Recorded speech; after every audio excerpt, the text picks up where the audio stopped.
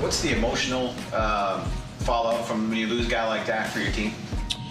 Well, I think anything. I mean, injuries is part of it, but yeah, Dak is our quarterback. He's one of our top leaders, franchise quarterback. But it's week one, and just speaking with him last night, I mean, he'll still be a part of it every day. So, but yeah, it's part of the challenge.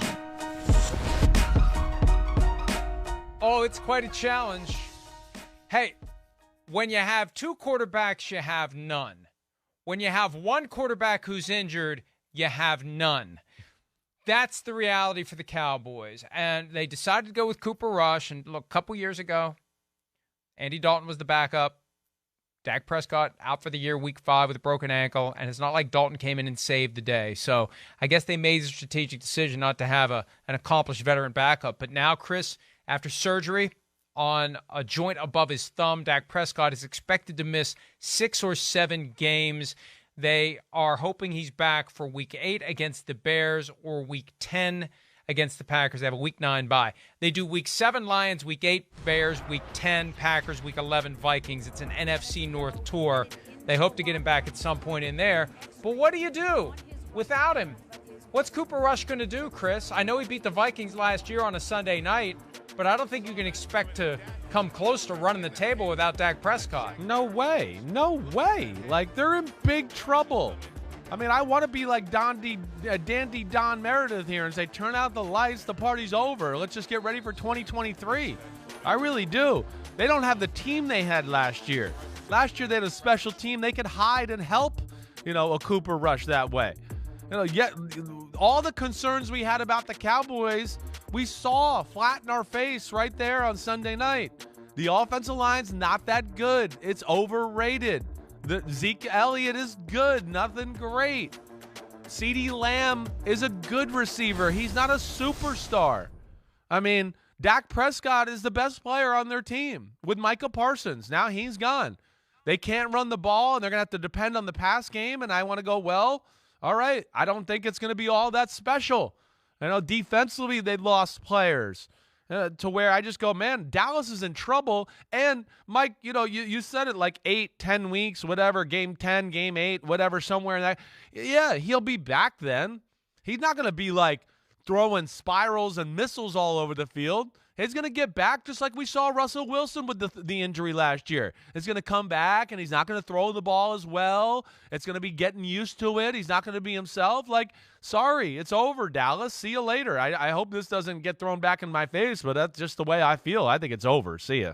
A plate and a pin in the hand, and you're right. He'll be back, and he'll be able to play, but is he going to be 100%? The question is, at what percent do you take Dak Prescott over a 100% Cooper Rush? And what else can you really do if you're the Cowboys? So much of that pride and that delusion creeps into this. And maybe Cooper Rush is going to become a great story. Maybe he's ready. Maybe this is his Geno Smith moment. I don't know. Prove us wrong, Cooper. Let's see. There's only one way to do it. Go out and show us. But I know there aren't enough good quarterbacks to go around. There aren't enough bad quarterbacks to go around. But this is why the NFL works so hard to protect players, and there's nothing you can do to protect quarterbacks specifically. There's nothing you can do to protect a quarterback against throwing the football and following through and maybe hitting someone. And that's exactly what happened. That can't be taken out of the game, and you get a starting quarterback on a marquee team injured and out for a while, and this... Now, it'll be interesting to see if people still tune in to watch the Cowboys because they're the Cowboys, even if it is Cooper Rush. But this is going to be a long time. And by the time he gets back, Chris, I agree with you. They're kind of like the Browns now, where Deshaun Watson's not coming back until December. I feel better about the Browns, frankly. Yeah, me too. Than the Cowboys right now, right, without their starting quarterback. That's right. I mean, the Browns, at least, we know has one of the best offensive lines in football, right? I mean, we know that. We know those two running backs are special, and their defense has some freaking studs around. I mean, studs.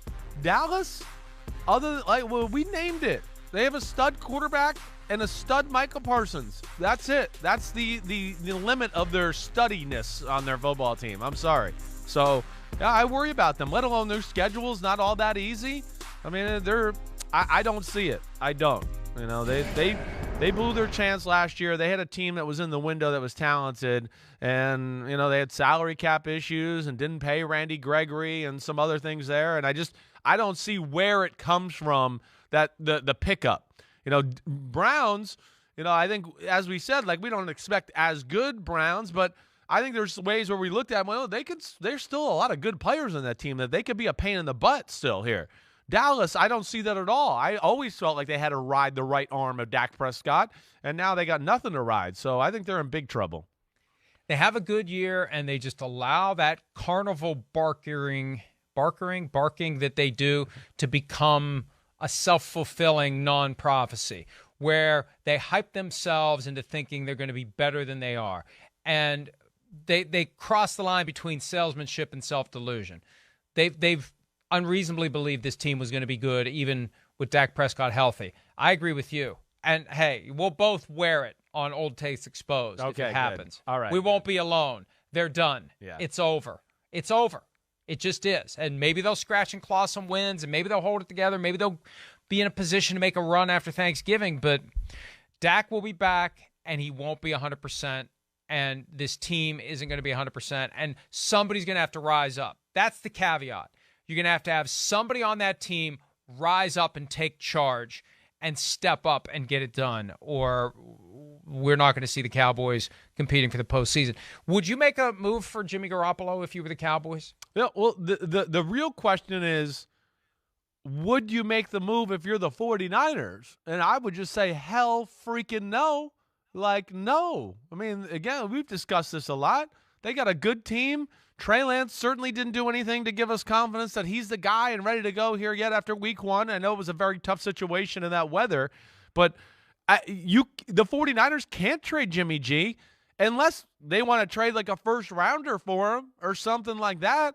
I mean, it would have to take something like remarkable for me to move Jimmy Garoppolo from the 49ers if I'm Kyle Shanahan or John Lynch. So, yeah, you can look at that, but I just don't even think that's a realistic thing right now, and I don't even know if it's smart for Dallas or the future of their franchise to let up that kind of asset, a first-round pick, a second-round pick, anything like that. I don't know if that's actually a good move for them in general anyways. So, I think they're in a bad spot. And Garoppolo has that no-trade clause, so he would have to be on board with it. The Cowboys would take on the salary. He's walking in the door cold.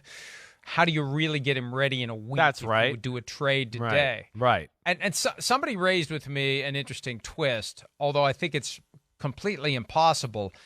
Well, it's not completely impossible, but it's highly improbable. The idea that the Cowboys trade for Jimmy G, and then at the trade deadline, they retrade him to someone else when Dak's ready to come back. But it's teams are so wired into that next man up mindset that they're just going to go forward with who they have. Now, right. Cam Newton's out there, but there's been no noise Mason whatsoever Rudolph? of them. Those are the guys I think of, like, you know, a team that has a little, like, wait, we got two quarterbacks. We can maybe get rid of the third. You know, but the Steelers did that 3 years ago. I know. After Nick Foles broke a collarbone, they traded Josh Dobbs to Jacksonville, and then they lost Ben Roethlisberger the very next game. Yeah, right. And it was Mason Rudolph and Duck Hodges the rest of the way. Right. So that's part of what they're concerned about. Yeah. Hi, it's Mike Florio. Thanks for watching PFT on YouTube. Hit subscribe for the latest news and analysis from Pro Football Talk.